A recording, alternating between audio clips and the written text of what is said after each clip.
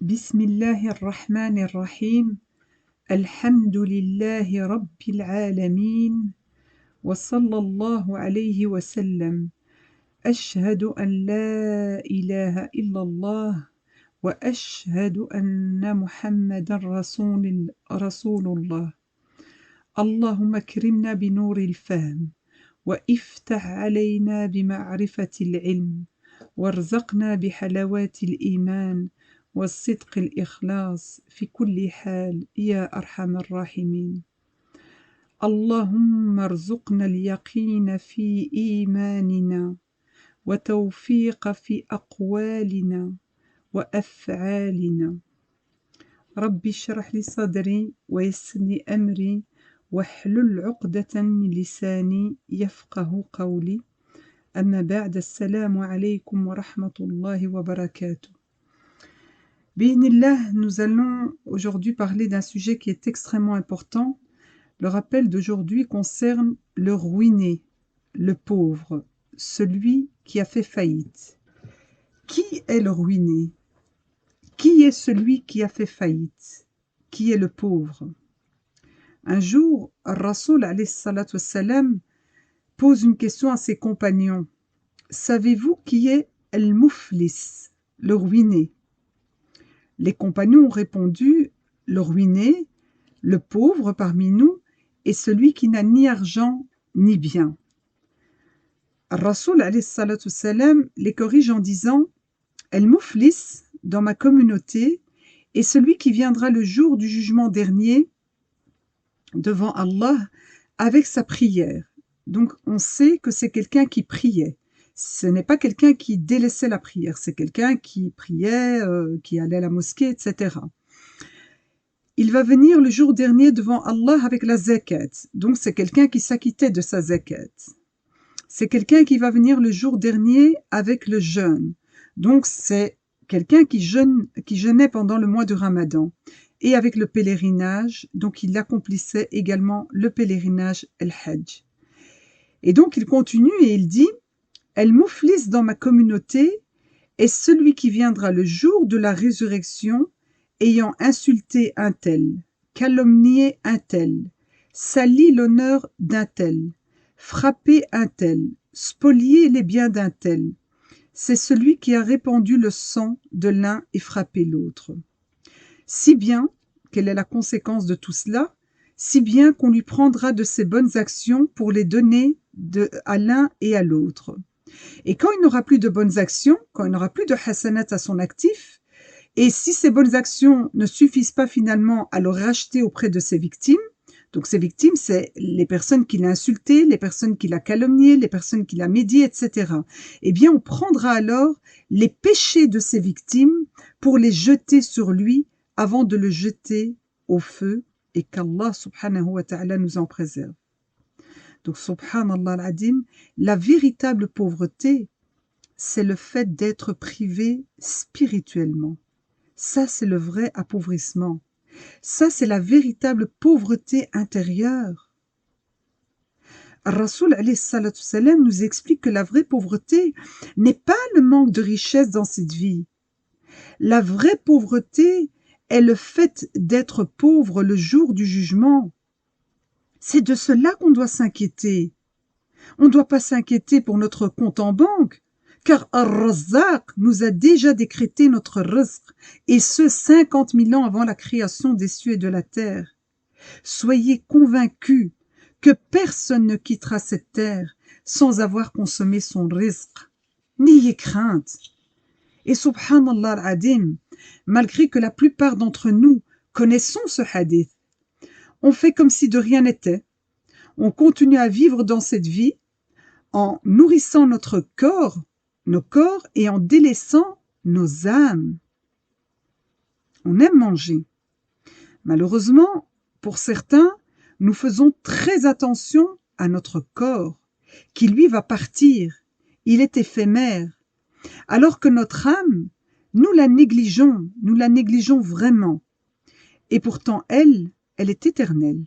L'âme, elle est éternelle, elle n'est pas éphémère, subhanallah al-adim, comme notre corps. Quand quelqu'un meurt, nous pleurons. Mais la mort du corps n'est pas la vraie mort. Non. Notre corps, c'est une enveloppe. C'est ce qui repartira dans la terre. Nous, ce qui nous importe, ce qui nous préoccupe, c'est ce qu'il y a dans cette enveloppe. C'est notre âme. C'est notre âme qui va quitter notre enveloppe, notre corps. C'est juste une espèce de transition. C'est seulement un passage d'un monde vers un autre monde. Et nous pleurons pour les corps qui nous quittent. Mais nos cœurs sont insensibles à ces corps qui sont certes en vie en apparence, mais dont le cœur et l'âme sont morts. À cause de quoi? À cause de l'oubli de celui qui donne la vie, Al-Khaliq, à cause de l'oubli d'Allah subhanahu wa ta'ala. Alors, j'aimerais qu'on se questionne quelques secondes. Notre cœur a été créé par qui? Notre cœur a été créé pour qui? Notre cœur a été créé pour quoi? Questionnez-vous. La réponse est que notre cœur a été créé par Allah Azza wa Jal. Notre cœur a été créé pour Ar-Rahman. Notre cœur a été créé pour adorer Allah, Al-Ahad, et uniquement lui, subhanahu wa ta'ala. Notre cœur a été créé pour apprendre à connaître qui est celui qui nous a sortis du néant, qui est celui qui nous a tout donné, qui est celui qui nous aime plus que notre propre maman. Notre cœur a été créé pour aimer Allah subhanahu wa ta'ala. Notre cœur a été créé pour adorer Al-Qahhar. Notre cœur a été créé pour être donné à Allah subhanahu wa ta'ala. Notre cœur a été créé pour être rempli d'Allah subhanahu wa ta'ala. Voilà. Voilà le but de la création de notre cœur. Le cœur qui est rempli par toute autre chose qu'Allah subhanahu wa ta'ala souffre malheureusement. Vous savez de quoi il souffre? Il souffre de la pauvreté extrême. Vous voyez ce qu'est la véritable pauvreté? C'est ce cœur qui finira tôt ou tard par mourir et qu'Allah subhanahu wa ta'ala nous en préserve. On est vraiment dans le besoin de nous réformer au plus vite, de toute urgence, et de surtout prendre conscience que la vie est fragile et qu'on peut partir à tout moment. D'ailleurs, vous le voyez autour de vous, des jeunes qui nous quittent de 20 ans, de 10 ans, de 30 ans. La vie est extrêmement fragile. Elle est éphémère et fragile et on peut partir à n'importe quel moment. Donc il faut qu'on soit prêt lorsque Malak al-Maut viendra prendre notre âme. Alors par rapport à ce magnifique hadith, le hadith du Mouflis avec lequel j'ai commencé, le hadith du ruiné du pauvre, quels sont les enseignements? Qu'est-ce que ce hadith nous enseigne? Eh bien, premièrement, ce hadith nous indique que les obligations religieuses sont un capital que nous devons préserver. C'est-à-dire que, normalement, on doit absolument protéger un investissement. Eh bien, nous, ici, on doit vraiment protéger cet investissement de la perte et du gaspillage. Qu'est-ce que cela veut dire? Ça veut dire, attention, de ne pas lapider ce capital, car Allah subhanahu wa ta'ala nous dit dans la sourate 49, Hujurat, au verset 12, أعوذ بالله من الشيطان الرجيم بسم الله الرحمن الرحيم أيحب أحدكم أن يأكل لحم أخيه ميتا فكرهتموه. L'un de vous aimerait-il manger la chair de son frère? Vous en auriez horreur. Est-ce que ce signe qu'Allah subhanahu wa ta'ala nous envoie dans le Coran al-Karim, est-ce que ce verset, est-ce que ce signe nous parle? Est-ce qu'on se retrouve dans ce signe? Est-ce qu'on se questionne? Est-ce que je fais partie de ce message que Allah subhanahu wa ta'ala m'envoie? Il faut vraiment être extrêmement attentif aux signes d'Allah subhanahu wa ta'ala, mais également à nos langues. Également à nos langues et à nos mains, au risque de nous retrouver ruinés, comme nous dit le hadith. Il y a un autre hadith que dans lequel le prophète sallallahu alayhi wa sallam nous dit que le musulman est celui dont les musulmans sont à l'abri du mal de sa langue et de ses mains. Est-ce que tu as entendu ce que je viens de dire?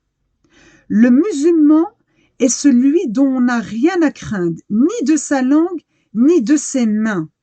C'est ce que Rasoul alayhi salatu salam nous indique. Est-ce le cas aujourd'hui? Est-ce qu'aujourd'hui tes enfants craignent tes mains? Est-ce qu'aujourd'hui ton voisin craint ta langue?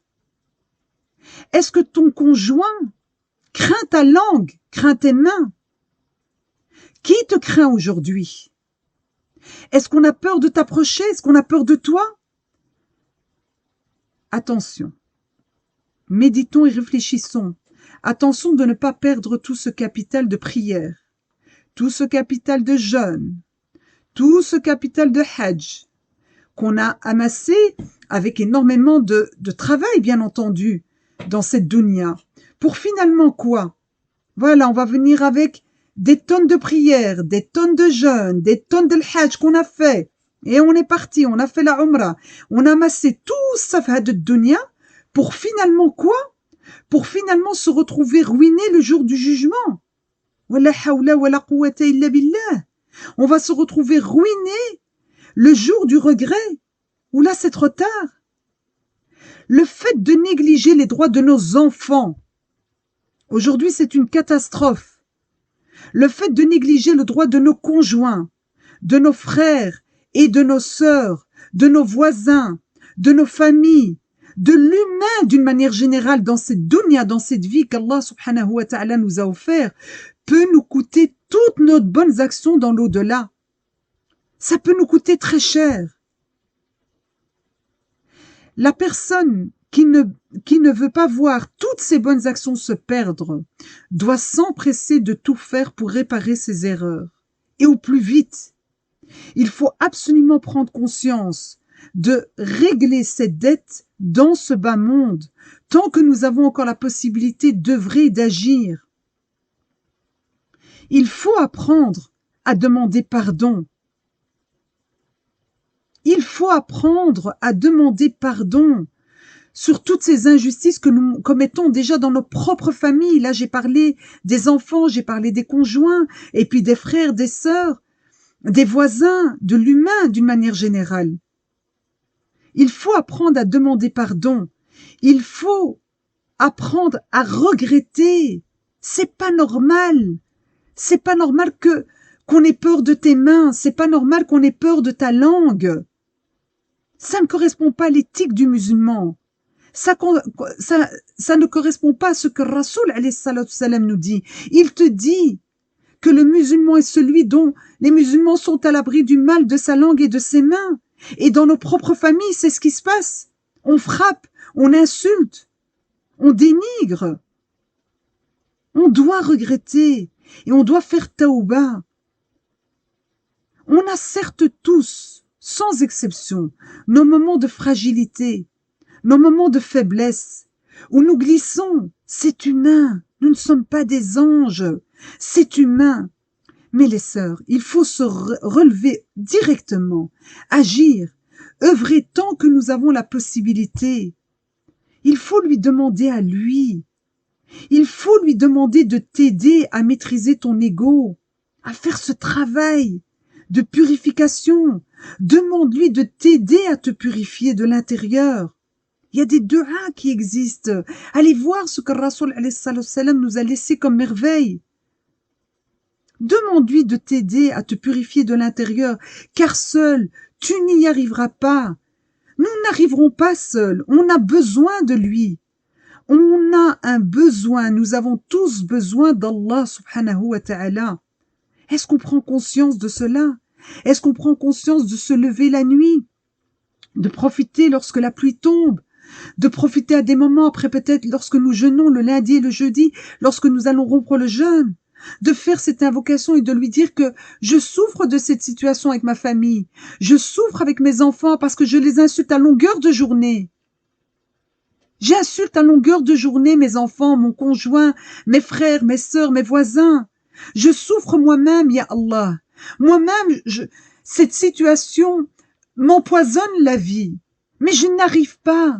Je n'arrive pas à me défaire. J'ai besoin de toi, ya Allah. Guide-moi vers ce qui me sera utile. Aide-moi à me purifier. Aide-moi à purifier ma langue. Voilà ce qu'il faut faire. Il répond, il s'est nommé El-Moujib, n'ai aucun doute là-dessus. Ça, c'est le premier enseignement. Le deuxième, c'est quelle sera notre devise. Vous voyez, quand on part à l'étranger, il y a les devises. Ici, quelle sera notre devise auprès d'Ar-Rahman? La seule devise, quand nous serons devant Allah subhanahu wa ta'ala, sera nos bonnes et nos mauvaises actions. Il n'y aura ni euro, ni dollar, ni dirham, ni dina, ni rien. Uniquement l'amal dianna. Nos actions, qu'elles soient bonnes ou mauvaises, que nous avons faites de dunya, pendant le laps de temps qu'Allah subhanahu wa ta'ala nous a donné. Le troisième enseignement, c'est que les péchés que nous commettons envers Allah, entre nous et le divin, peuvent être facilement effacés et pardonnés, définitivement dans cette vie par l'afou, un des noms magnifiques d'Allah subhanahu wa ta'ala. En revanche, les péchés que nous commettons envers les autres sont beaucoup plus difficilement pardonnables, car là, il s'agit d'injustice. Ne pense pas que lorsque tu insultes ta fille ou ton fils, tu n'es pas injuste, tu es injuste et tu devras rendre des comptes, car il s'agit d'injustice qui doit absolument être réparée.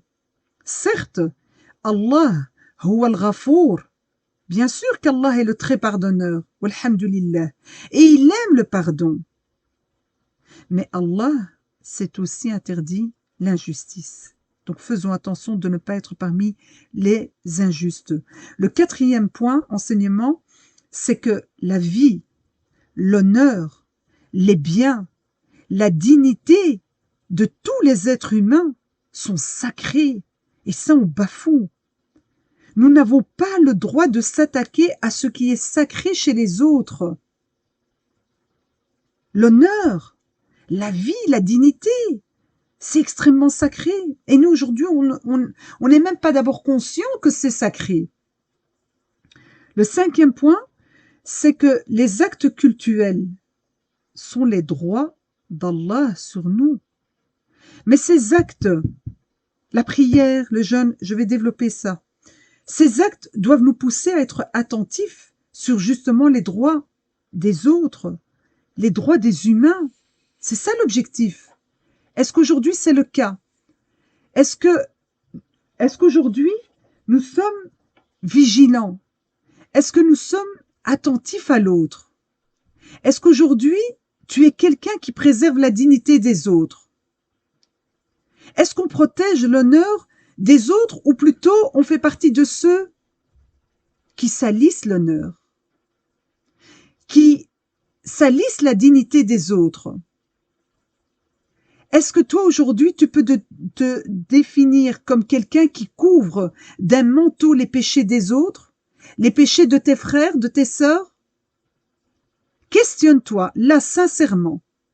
Pose-toi la question, on a besoin de se poser les questions. Est-ce que tu fais partie de ceux qui préservent l'honneur des autres ou fais-tu partie de ceux qui, malheureusement, sont injustes envers les autres? Est-ce que c'est toi qui es à l'origine de la rumeur? Ou, lorsqu'on t'apporte une rumeur, tu t'empresses de la propager en bafouant la dignité et l'honneur des gens? Ou au contraire, tu as cette dignité et tu sais que Raqib t'observe à chaque moment. Tu sais qu'il t'observe et à ce moment-là, tu la réfutes, cette rumeur. Tu défends l'honneur, tu défends la dignité et l'honneur de ton frère, de ta sœur, des autres. Où te situes-tu? Questionne-toi. Fais ce travail d'introspection, comme nous a dit Omar ibn Khattab radiallahu anhu. Juge-toi avant d'être jugé. Ce travail-là est très important pour pouvoir diagnostiquer ce qui ne va pas chez moi.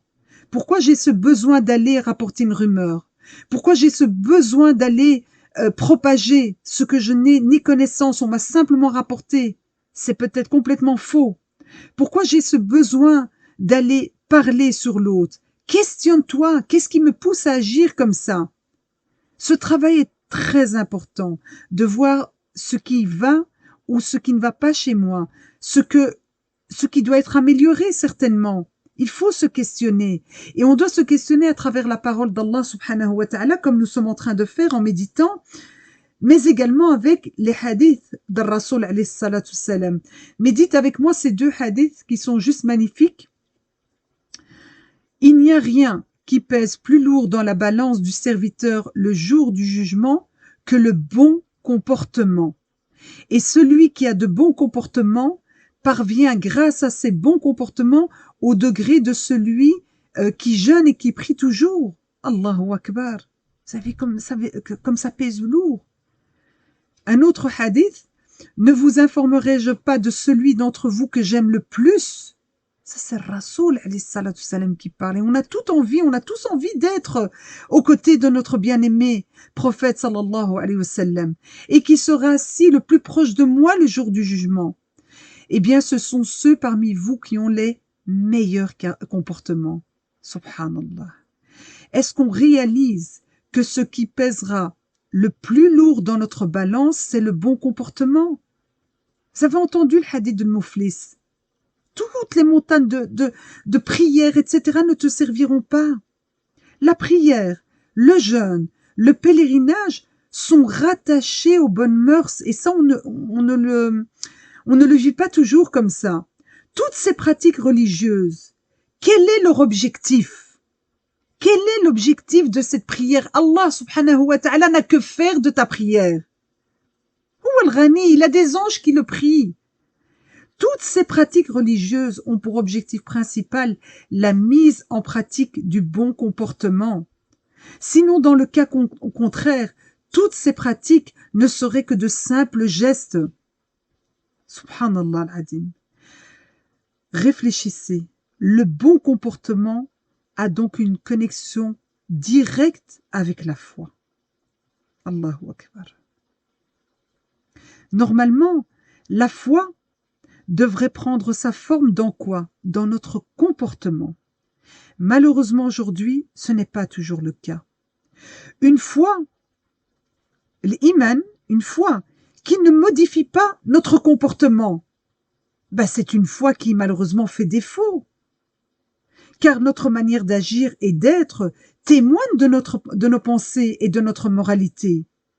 Si ta foi ne te change pas aujourd'hui, si tu pries, tu jeûnes, tu vas à la Mecque, tu fais le Hajj, et que ta foi ne t'a pas permis de t'améliorer, d'être une meilleure personne, il faut que tu te questionnes. Tu peux pas continuer quand même comme ça dans la vie, c'est pas possible. C'est qu'il y a un problème quelque part. Si ta foi ne te change pas, c'est que d'office tu as un problème avec la verticalité. C'est que tu as un problème avec ta relation d'abord verticale avec Allah subhanahu wa ta'ala. Comment veux-tu pouvoir donner horizontalement? Comment veux-tu donner aux autres, aux relations sociales, alors que ta relation avec Dieu est défaillante? Comment veux-tu donner aux autres alors que tu manques de sincérité? Ce n'est pas possible. Il faut d'abord prendre conscience qu'il y a un souci au niveau de ma foi. Il faut poser un véritable diagnostic. Il faut apprendre à ne pas faire l'autruche et à ne pas se mentir à soi-même. Ensuite, il faut agir. Il faut bouger. Il faut travailler, bien sûr. Il faudra sortir de sa zone de confort.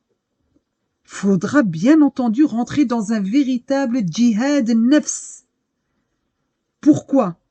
Car Rasoul alayhi salatu salam nous informe que les meilleurs d'entre nous sont ceux qui jouissent d'un bon caractère.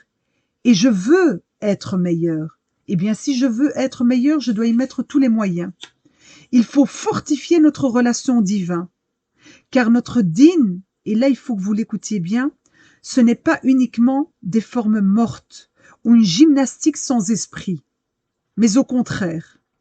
L'école de la prière doit nous apprendre l'humilité, la sincérité, le bon jugement, la bonne parole, la douceur, la bonne intention, la sagesse. Car comme nous dit Allah subhanahu wa ta'ala dans la sourate 29, au verset 45, Bismillahirrahmanirrahim. إن الصلاة تنهى عن الفحشاء والمنكر ولذكر الله أكبر والله يعلم ما تصنعون.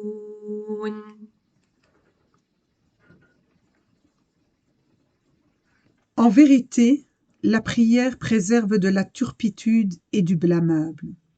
Le rappel d'Allah est certes ce qu'il y a de plus grand, et Allah sait ce que vous faites. Wa huwa ma'akum aynama kuntum. N'oubliez jamais le regard d'Al-Raqib posé sur nous. Subhanallah l'adim, le rappel d'Allah. Il faut qu'on vive dans le rappel d'Allah. Est-ce que la prière aujourd'hui, Allah subhanahu wa ta'ala nous dit que la prière doit nous préserver des péchés. Est-ce le cas aujourd'hui? Est-ce le cas aujourd'hui? Est-ce que c'est oui ou c'est non? Réponds à cette question. Est-ce que notre prière nous permet de délaisser les péchés? Est-ce que la prière que je fais nous préserve de la calomnie, de la médisance, du mensonge? Qu'est-ce que je fais sortir de ma bouche?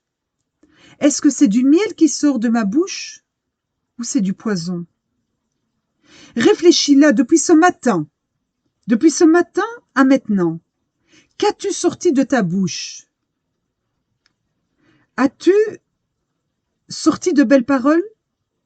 As-tu soulagé quelqu'un? As-tu fait du dhikr?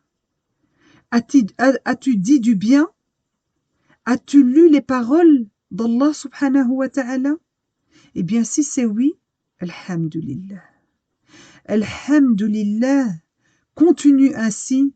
Bi'idnillah, tu seras grandement récompensé auprès d'Allah subhanahu wa ta'ala. Si par contre la réponse est non, fais attention.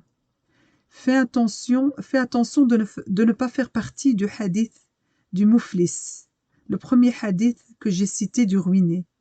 Et ressaisis-toi. Ressaisis-toi en lui demandant son aide, car ou sinon ce capital de Hassanat sera perdu. Est-ce que nous sommes une meilleure personne après chaque prière? Car subhanallah al-adim, on entend souvent, oui, je vais aller au Hajj ou l'Umrah, voilà, parce que je voudrais être meilleur, etc. On n'a pas pris conscience qu'on a la possibilité d'être meilleur après chaque prière. Car c'est ça l'objectif. De prière à prière, il nous faut nous améliorer. Il nous faut, la prière d'après, être une meilleure personne à chaque fois. Après chaque prière, être une meilleure personne. Est-ce qu'on a conscience de cela? Ou est-ce qu'on prie, comme je viens de dire, une gymnastique sans esprit? Ou est-ce que nous sommes pris dans une espèce de rafla de cette dunya, cette insouciance, sans comprendre le but de la prière, sans comprendre le but de ma vie aujourd'hui, le but de notre vie? Pourquoi tu pries? Dis-moi, réponds à cette question. Questionne-toi. Pourquoi tu pries? Pose-toi cette question. Réponds en toute sincérité à cette question. Réponds en toute sincérité à cette question. Comment tu pries aujourd'hui? Quel est l'état de ta prière? Est-ce que tu es Speedy Gonzalez? Comment? Analyse-toi. Pourquoi je prie d'abord? Et comment je prie? L'école du jeûne doit nous apprendre la patience, la compassion, l'amour du prochain, la miséricorde, l'indulgence. Allah subhanahu wa ta'ala nous dit dans la sourate 2 au verset 183 Bismillahir Rahmanir Rahim. يا أيها الذين آمنوا كتب عليكم الصيام كما كتب على الذين من قبلكم لعلكم تتقون.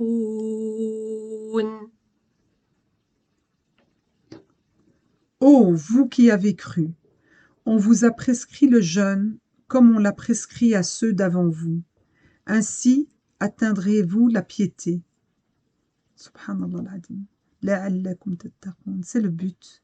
Le jeûne doit nous aider à atteindre la piété. La piété, c'est faire en sorte de faire ce que Allah subhanahu wa ta'ala aime et délaisser ce qu'il n'aime pas. Est-ce le cas aujourd'hui? Est-ce le cas aujourd'hui? Est-ce que notre jeûne nous permet de contrôler notre ego? Est-ce que notre jeûne nous nourrit d'une force intérieure? Est-ce que notre jeûne nous aide à être sincères? L'école du jeûne doit nous nourrir d'une force, justement, une force spirituelle qui va nous permettre de contrôler notre ego. De contrôler notre ego et nous aider à atteindre la piété par la permission et par la grâce d'Allah subhanahu wa ta'ala et qu'Allah nous facilite. L'école de la zakat doit nous apprendre la purification, le partage, la générosité, l'entraide, l'altruisme. Comme nous dit Allah subhanahu wa ta'ala dans la sourate 9 au verset 103. Bismillahir-Rahmanir-Rahim. خذ من أموالهم صدقة تطهرهم وتزكيهم بها. Prélève de leurs biens une sadaqa par laquelle tu les purifies et les bénis. Est-ce que nous donnons? Est-ce que nous partageons? Est-ce que nous sommes généreux? Est-ce que nous cherchons sincèrement à travers cette aumône-là de nous purifier? Vraiment, de prendre toutes ces invitations qu'Allah subhanahu wa ta'ala nous donne, comme cette magnifique prière, comme le jeûne, comme la zakat, ce sont vraiment des actes cultuels, mais si on pouvait soulever la sagesse qu'il y a derrière, tout est une question de purification et de sincérité, subhanallah al-Adim. Est-ce que nous acquittons ce droit des pauvres, comme nous dit Allah subhanahu wa ta'ala dans la sourate 70, au verset 24 et 25. Bismillahir-Rahmanir-Rahim. والذين في أموالهم حق معلوم للسائل والمحروم. Et sur les biens desquels il y a un droit bien déterminé, la zakat, pour le mendiant et le déshérité. Est-ce que on prend conscience que c'est le droit des pauvres? C'est le droit des pauvres, c'est leur droit. C'est leur droit et pourtant combien nous sommes négligents face à cette obligation. Combien nous sommes et combien nous sommes négligents de nous purifier. Car l'aumône va justement, cette sadaqa, cette zakat, va te purifier. L'école du jeûne a donc pour fonction de nous purifier de l'égoïsme et de l'avarice. L'école du hajj doit nous apprendre l'endurance, la solidarité, la pureté de l'intention, l'indulgence, le respect. Elle doit éduquer en nous le sens de la patience, le retour à soi, le sens de la persévérance, une qualité ô combien importante, et de l'exil spirituel. Mais bien entendu, la pureté de l'intention, l'ikhlas pour Allah, doit venir en amont de tout acte pour lui donner vie, pour lui donner sens, pour lui donner acceptation, incha'Allah. Conclusion, chacune de ces pratiques cultuelles a comme finalité la bonne morale, les bonnes mœurs, le bon comportement, le bon caractère. Ça, c'est l'objectif, c'est la finalité. Malheureusement, pour la plupart, nous n'avons pas compris le but de la prière. Pourtant, Allah subhanahu wa ta'ala ne cesse de nous expliquer tout ça dans le Coran. Mais il faut d'abord lire le Coran et lire les messages d'Allah subhanahu wa ta'ala, les méditer, les comprendre et les appliquer. Mais si je n'ouvre pas mon Coran, si je ne sais pas ce que Allah subhanahu wa ta'ala attend de moi, nous n'avons pas compris le but de la prière. Nous n'avons pas compris le but du jeûne, du hajj. En fait, nous avons fait du culte une finalité. Donc on a fait de la prière, c'est la finalité. La finalité, c'est la prière. La finalité, c'est le jeûne. C'est faux. En réalité, ce ne sont que des moyens. La prière, le jeûne, le hajj, ce sont que des moyens qu'Allah, par sa grande générosité, parce qu'il est Al-Wahhab, il est Al-Karim, Allah nous offre afin d'acquérir quoi? Makarim al-akhlaq, les nobles caractères. Le prophète sallallahu alayhi wa sallam a été envoyé pour parfaire les nobles caractères. Et nous, on confond tout. On confond le but, on confond la finalité, les moyens, on confond tout. Non. Chaque pratique cultuelle a comme finalité le bon comportement. Donc il faut que ce jeûne t'aide à être une meilleure personne. Il faut que le hajj t'aide à une meilleure personne. Mais la prière aussi. Si nous voulons sincèrement changer les choses, arrêtons de nous préoccuper des autres.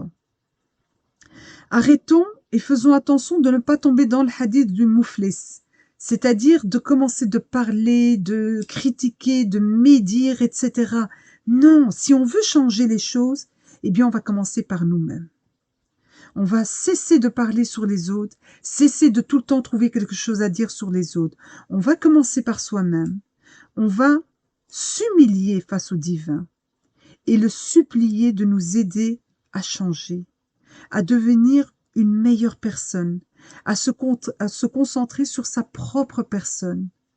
Il faut vraiment prendre conscience que le travail commence d'abord par toi, par moi, par nous, individuellement d'abord. Seul, on ne va pas y arriver. On doit être dans cette conscience de tout le temps lui demander. Et il aime qu'on lui demande, Azza wa Jal. On a besoin de lui. Donc on a besoin de nous humilier et de faire ce travail. Ce travail qu'Allah subhanahu wa ta'ala nous dit. Il nous dit que dans la sourate 13, verset 11, Bismillahirrahmanirrahim. إن الله لا يغير ما بقوم حتى يغيروا ما بأنفسهم وإذا أراد الله بقوم سوءا فلا مرد له وما لهم من دونه من وال. Dieu ne modifie en rien un peuple avant que celui-ci change ce qui est en lui. Et lorsque Allah veut infliger un mal à un peuple, nul ne peut le repousser. Ils n'ont en dehors de lui aucun protecteur. Nous n'avons en dehors de toi, ya Allah, aucun protecteur. Tu es notre protecteur. Il faut prendre conscience ici qu'Allah subhanahu wa ta'ala nous dit que si on veut que les choses changent, eh bien ça commence par nous. Il va falloir bouger, il va falloir s'activer, il va falloir être dans l'action, il va falloir être active et non pas passive, dans cette espèce de passivité, dans cette espèce de procrastination, de fainéantise. Non, Gandhi a dit, nous devons réaliser en nous le changement que nous recherchons dans le monde. Voyez, souvent, on aimerait bien que les choses changent, que mon mari change, que mes enfants changent, que ma fille soit plus comme ça, que mon fils soit plus comme ça, que mon papa soit comme ça, que ma maman soit comme ça, que mon frère. Non. La véritable question est, qu'est-ce que nous faisons concrètement pour que les choses changent? Qu'est-ce que moi, à mon niveau, je fais pour accompagner du mieux que je peux mon mari? Qu'est-ce que je fais à mon niveau pour accompagner du mieux que je peux ma fille, mon fils? Qu'est-ce que je fais moi concrètement comme action pour accompagner ma maman, mon papa, mon frère, ma sœur? Au lieu de nous plaindre tout le temps systématiquement de mon mari, de mon fils, de ma fille, systématiquement nous plaindre et de regretter que finalement les choses ne soient pas différentes. Non, il faut cesser avec ce discours. Parce que tout cela, cette famille que tu as, ce papa, cette maman que tu as, cette fille, ce fils, ce mari, c'est Allah subhanahu wa ta'ala qui l'a permis. Il y a des sagesses derrière. Il faut dire stop. Il faut dire stop, il faut dire que là je relève les manches et que le job c'est chez moi qu'il est, c'est à moi d'agir. Il faut cesser d'être dans cette espèce de victimisation. Non, nous avons une religion de liberté et de responsabilité. C'est à nous à nous responsabiliser. Il faut prendre conscience de ça. Cesser d'être dans cette victimisation à cause. Non, responsabilise-toi, agis. Toi, agis à ton niveau. Accompagne du mieux que tu peux, selon tes capacités. Fais l'effort. C'est les efforts qui sont récompensés. Et on doit prendre conscience que nous, en tant que musulmans, nous avons le devoir moral de nous améliorer. C'est un devoir. Nous avons un devoir moral de changer pour le mieux. Ça, c'est une obligation. Et on doit être convaincu, et ça c'est certain, que tout changement, que toute réforme, que toute amélioration, même minime soit-elle, ne pourra jamais aboutir sans lutter constamment contre nos passions. Ça, il faut vraiment se le graver. Si tu veux une réforme, si tu veux un changement, si tu veux une amélioration, tu dois prendre conscience que tu vas rentrer dans un véritable djihad al-nafs. C'est vraiment ça. Parce qu'on sera sans cesse en lutte contre nos passions, contre le hawa, contre shahawat. Ça va être toute notre vie jusqu'à notre mort. Donc on va être dans un véritable djihad al-nafs et on demande à Allah de nous aider à faire ce véritable djihad al-nafs et que nous soyons constamment en train de lutter contre notre nafs pour être dans la purification, dans l'amélioration de soi, dans le changement. Quel que soit le petit pas que nous faisons, c'est un grand pas. Ne voyez pas le petit pas, voyez le chemin. Alhamdulillah, nous sommes sur le chemin.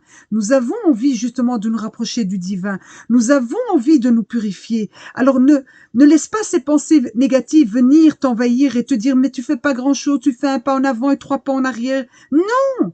Fais un pas en avant. Et quand tu trébuches et que tu tombes avec les pas en arrière, ma'lish, tu fais une tauba. Tu demandes à Allah subhanahu wa ta'ala de te pardonner, de t'aider et tu reviens à l'avant. Et c'est ces petits pas que tu vas faire qui vont te conduire vers cette purification, vers cette amélioration. Et chaque petit pas est déjà un très grand pas. Ça, c'est très important d'être dans un état d'esprit positif et de se dire que moi, voilà, là, j'ai pris conscience. J'ai pris conscience qu'effectivement, tous les actes ici que je fais cultuels ont pour objectif de me purifier, de faire que je sois une meilleure personne. C'est pas pour le fait de prier, c'est pas pour le fait de jeûner, c'est pas pour le fait d'aller à l'Hajj, non. Ce sont des écoles dans lesquelles je dois grandir, dans lesquelles je dois me réformer, dans lesquelles je dois aller vers un mieux. C'est ça l'objectif. Et donc, une fois qu'on a pris conscience de cela, on est dans un état d'esprit déjà complètement différent que lorsqu'on n'avait déjà pas conscience. Alors faisons en sorte d'utiliser les bienfaits d'Allah comme il se doit. Utilisons notre langue, il y a que c'est un bienfait qu'il nous a donné. Nous avons notre langue, c'est un énorme bienfait. Utilisons-la de la meilleure des manières. Ce bienfait qu'Allah subhanahu wa ta'ala t'a donné, il vaut mieux d'ailleurs qu'elle soit plus souvent dans le silence, mais lorsque tu veux l'utiliser, utilise-la dans tout ce que Allah aime. On sait qu'Allah subhanahu wa ta'ala aime la bonne parole. Et on sait que Shakur récompense la belle parole et la multiplie, la récompense d'une manière beaucoup plus grande encore. Une belle parole peut te conduire au paradis et une mauvaise parole peut te conduire en enfer. Regardez Shakur. Alors fixons-nous comme objectif de rechercher systématiquement. Il faut la rechercher. Nous devons être à la recherche de la bonne parole. Fixons-nous comme objectif, dès le matin, jusqu'au moment où tu vas rejoindre ton lit, recherche systématiquement la bonne parole. Et lorsque tu vois que là, tu étais sur le point de sortir une mauvaise parole, et que par la grâce d'Allah subhanahu wa ta'ala, tu te rappelles de sa présence, reprends-la. Tu sais que là, c'est un moment de soumission extrême que tu es en train de faire. Parce que tu es en train de prouver à Allah subhanahu wa ta'ala que tu as empêché ta langue de sortir, ta bouche de sortir quelque chose qui allait être négatif, et tu l'auras tenu pour un seul objectif. L'hadaf huwa Allah. Ça, c'est un exemple de soumission le plus total, et c'est un cadeau, parce que ce n'est que par la grâce d'Allah, et uniquement par la volonté d'Allah subhanahu wa ta'ala que tu as eu ce cadeau. Donc, faisons en sorte de rechercher ces belles paroles. Soyons les dignes représentants de la belle parole. Chaque personne qui te voit en toi quelqu'un qui dit le kalam tayyib. Chaque personne qui te voit dans la rue, dans les magasins, dans ta famille, dans ton entourage, quand on parle de toi, on dit c'est une personne c'est une personne qui sort du miel de sa bouche. Même lorsqu'on nous bouscule, même lorsqu'on nous provoque, même lorsqu'on nous insulte, dire paix, la belle parole, c'est une magnifique parole. Dire salam, as-salam, c'est un des noms d'Allah subhanahu wa ta'ala. Ceci, c'est une marque de notre foi. C'est une marque qui confirme la solidité de notre lien vertical. C'est une marque qui confirme notre relation avec le divin, la relation verticale. Et si jamais nous glissons, puisque ça va nous arriver, invoquons At-Tawwab. Invoquons At-Tawwab de nous pardonner si nous trébuchons. Il faut garder espoir. D'ailleurs, il faut toujours garder espoir et retourner vers l'unique. Gardez toujours espoir. Jamais, jamais, jamais perdre espoir en Allah subhanahu wa ta'ala. Jamais, jamais ne réduire la miséricorde d'Allah subhanahu wa ta'ala. Gardez toujours une bonne opinion d'Allah. C'est un point essentiel dans notre foi et ça doit se vivre dans notre quotidien. Il y a un hadith Qudsi qui nous dit « Je suis conforme à l'opinion que mon serviteur se fait de moi. » Donc là, réfléchis bien, quelle est l'opinion que tu as d'Allah subhanahu wa ta'ala? Si quand par exemple tu es dans une épreuve et que tu penses qu'Allah subhanahu wa ta'ala a la capacité de t'aider, ben il va t'aider. Il faut donc vraiment être déjà dans cet état d'esprit, dans cette manière de cultiver la bonne opinion d'Allah subhanahu wa ta'ala, de l'Wadoud. Et Ibn Qayyim rahimahullah nous dit, il ne fait aucun doute qu'avoir une bonne opinion d'Allah subhanahu wa ta'ala va de pair avec la bienfaisance. Subhanallah al-Adim. Vous voyez, en effet, celui qui fait le bien a une bonne opinion de son Seigneur, c'est-à-dire qu'il a confiance en Allah subhanahu wa ta'ala, qu'il le récompense pour sa bienveillance, qu'il tient sa promesse et qu'il accepte son repentir. Vous voyez, c'est tout bénef. Donc vraiment, il faut qu'on invoque Allah subhanahu wa ta'ala, qu'Allah nous aide à toujours penser du bien de lui et qu'il nous accorde la meilleure fin de vie, qu'il soit satisfait de nous. J'implore Allah subhanahu wa ta'ala de nous pardonner, car en vérité Allah azza wa jal est le pardonneur, le très miséricordieux. Qu'Allah subhanahu wa ta'ala nous accorde la richesse de notre âme et qu'il fasse de nous des sincères, des véridiques. Qu'Allah nous aide, nous fait don de cœurs vivants et de cœurs apaisés à son souvenir. qu'Allah nous permette de nous réformer, qu'Allah subhanahu wa ta'ala purifie nos intentions, qu'Allah nous aime et nous illumine, qu'Allah subhanahu wa ta'ala nous aide à mettre en pratique ce que nous apprenons et ce que nous disons. هذا ما أعلم والله عز وجل أعلى وأعلم سبحان الله وبحمدك أشهد أن لا إله إلا أنت أستغفرك وأتوب إليك